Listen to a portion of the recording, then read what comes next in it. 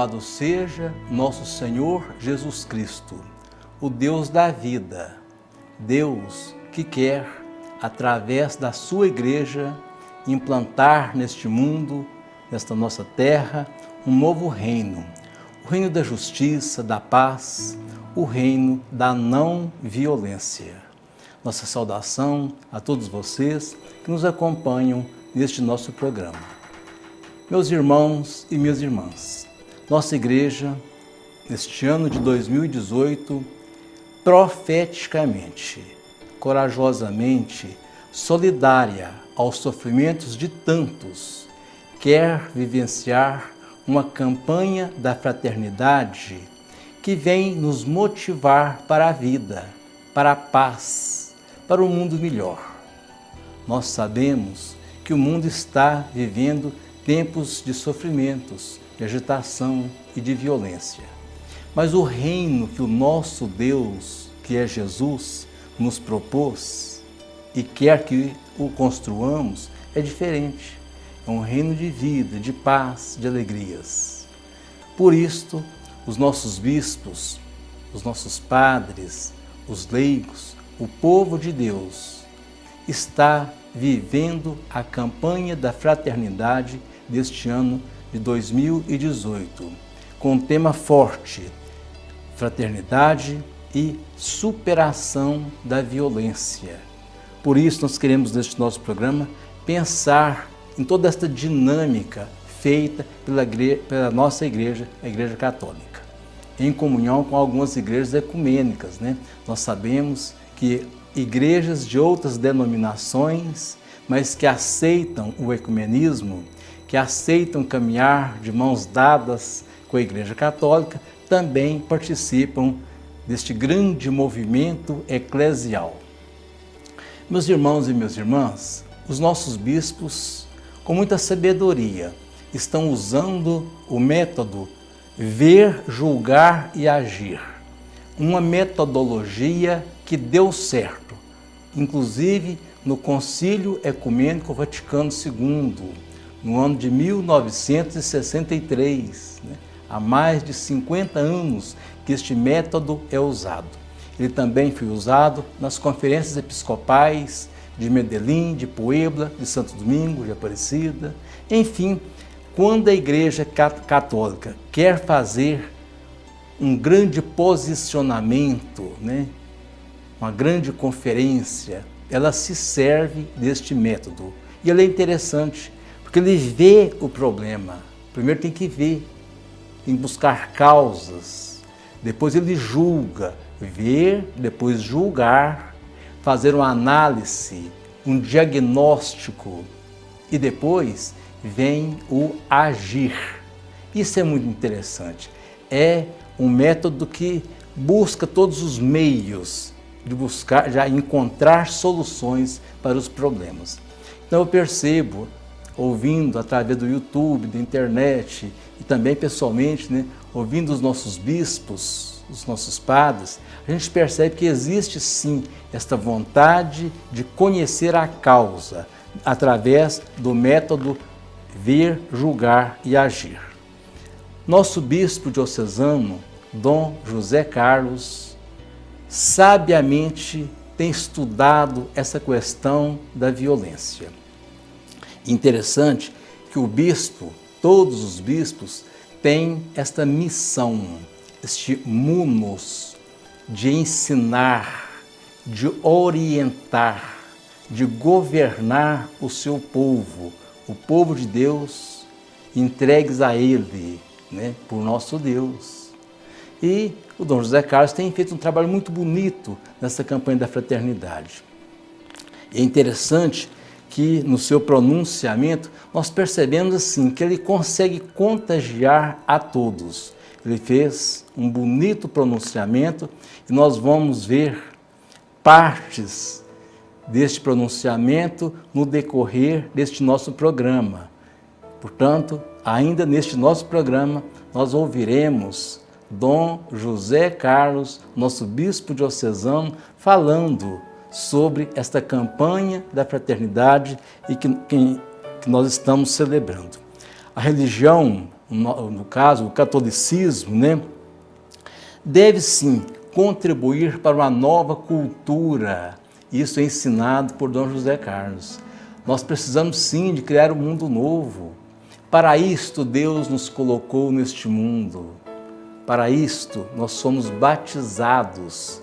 Aliás, é muito bonito quando se fundamenta a ação do católico, do crente a Deus, né? A gente percebe que há uma valorização dos compromissos batismais.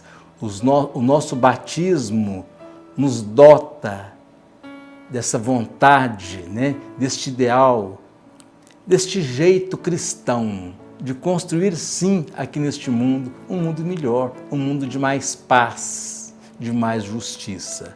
Por isso nós queremos daqui a pouquinho ouvir Dom José Carlos, que vai nos ajudar. Hoje a violência está institucionalizada. Palavra grande, né? Quer dizer o seguinte, que a violência está assim implantada, né? Ela está assim quase que normal, né? Entre aspas, é claro, né? A violência não pode ser normal, ela não pode fazer parte do cotidiano das pessoas. Deus não quer isto, Deus quer paz.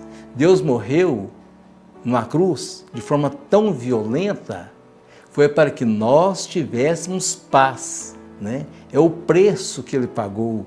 Daqui a poucos dias estaremos celebrando na Semana Santa a morte de Jesus. É claro que vamos celebrar com mais ênfase a ressurreição do Senhor, mas Jesus passou por essa experiência da violência, mas para que nós não vivêssemos tais sofrimentos.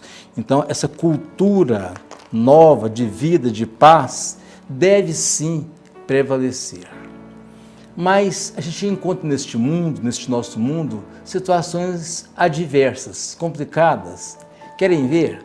Por exemplo, a veiculação das notícias de violência. Como é triste a gente chegar na casa e ver a televisão ligada e falando tanto em morte e mostrando imagens terríveis. Às vezes crianças assistindo, adolescentes, pessoas idosas assistindo ações policiais, aquela coisa absurda. É uma forma que a grande mídia usa para fazer um espetáculo, um sensacionalismo da violência. Isto não é bom. Isto naturaliza a violência. Por isso, nós pensamos, os bispos também estão pensando assim, a igreja está pensando assim, não se pode sensacionalizar a violência. Esses programas que usam da violência para alcançar ibope estão dificultando ainda mais o mundo de paz, né? Não se pode. É claro que não precisa esconder também, não, mas que as coisas sejam feitas com mais simplicidade, né? Sem a intenção de enfatizar, de dar ênfase àquele fato, né? Principalmente quando criança está assistindo. Que esses programas sejam então exibidos lá para as 11 horas da noite, né? Uma hora que a criança não está assistindo, né? É claro que vai tirar o sono de muita gente, né? Mas quem sabe fosse uma forma, né? Então, meus irmãos e minhas irmãs, nós queremos pensar, enfim, em todas as formas de violência. A violência é contrária ao reino de Deus, é contrária à vida, por isso deve sim ser pensada na igreja como forma de construção do reino de Deus. Poderíamos pensar em várias formas. Por exemplo, a violência no trânsito. Que tristeza! Como é perigoso dirigir, as pessoas nervosas, com muita pressa, será ser pressa, enfim, as rodovias estão perigosas. Poucos obedecem às leis de trânsito, né? Isso tudo, é claro que provoca violência, provoca mortes. Uma lei que acho que precisava ser mais vivida, mais empregada, é a lei que proíbe que as pessoas que vão dirigir bebam bebida alcoólica. Quanto mal isto faz. Está aí uma lei que precisa de ser valorizada. Realmente a pessoa perde os reflexos. Por isso, quantas tristezas acontecem a partir deste ato, né? Dirigir depois de ingerir bebida alcoólica. São formas, uma das variadas formas da violência e que pode sim ser evitada. É claro que pode. Quando até as propagandas de bebida já falam, quando beber, não dirija, né? Então é preciso observar isso. Outra violência também que hoje, infelizmente, está ficando muito comum, a violência contra o idoso. É uma violência tão complicada porque ela tem ela de várias formas. A exclusão, né? Ignorar o idoso é uma grande violência.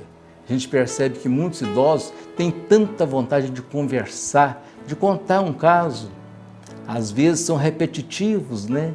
Mas é próprio deles, né? Pessoas mais idosas têm essas dificuldades, às vezes são assim, repetem muito o que dizem, mas precisam de serem ouvidos, precisam de receber o carinho do católico.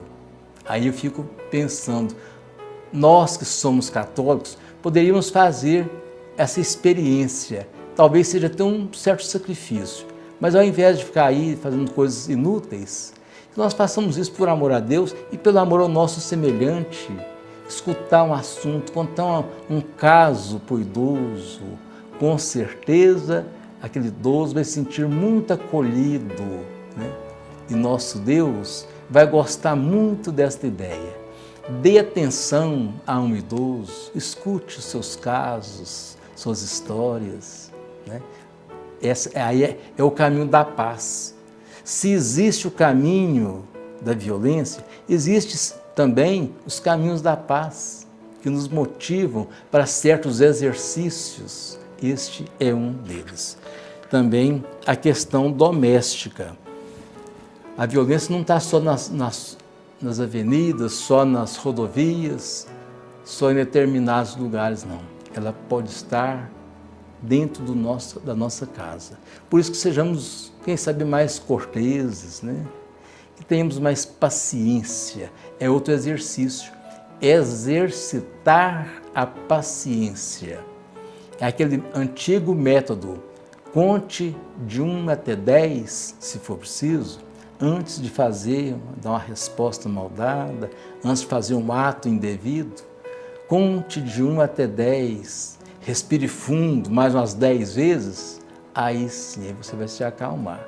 Precisamos sim de buscar formas de buscar a paz, de vivenciar a cultura da paz. Que o nosso Deus nos abençoe, nos faça cada vez mais construtores do mundo da paz. Até quarta-feira que vem, se Deus quiser.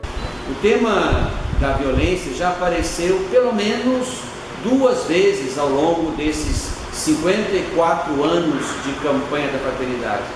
Em 1983, exatamente a campanha tratou disso, né? Fraternidade sim, violência não, né?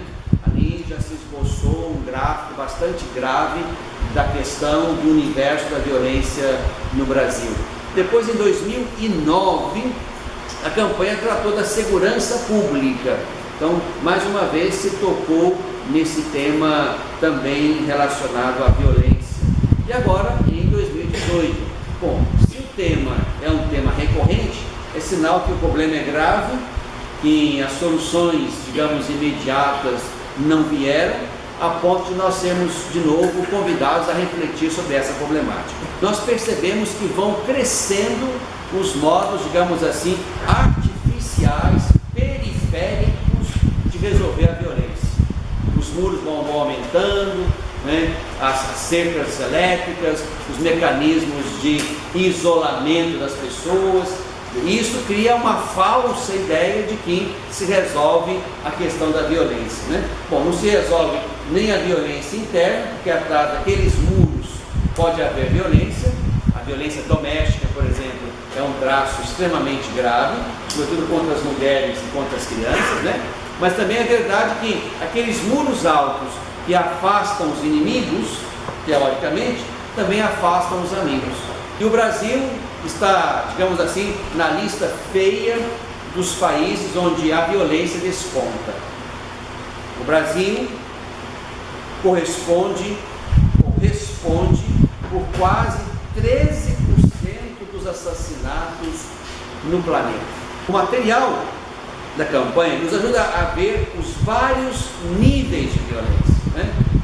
Isso às vezes até passa de modo imperceptível. O texto fala de uma violência institucional, isto é, de uma situação de violência instalada, produzida pelo próprio sistema, onde percebemos que há, portanto, uma pobreza grave que gera violências, uma insegurança grave que gera violências, né? Então, o próprio modelo de organização da sociedade, né, ele pode ser o patrocinador de uma violência institucional, isto é, uma violência grande, né, que a gente só vai conseguir sair dela a partir de, digamos assim, um combate estrutural, ou de uma mudança estrutural. Temos ainda uma cultura marcadamente preconceituosa, seja sobre raças ou sobre classes, né?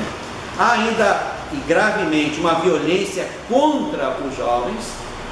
O texto sinaliza que dos homicídios que aconteceram no país, boa parte deles, a maioria deles, são homicídios que envolvem jovens.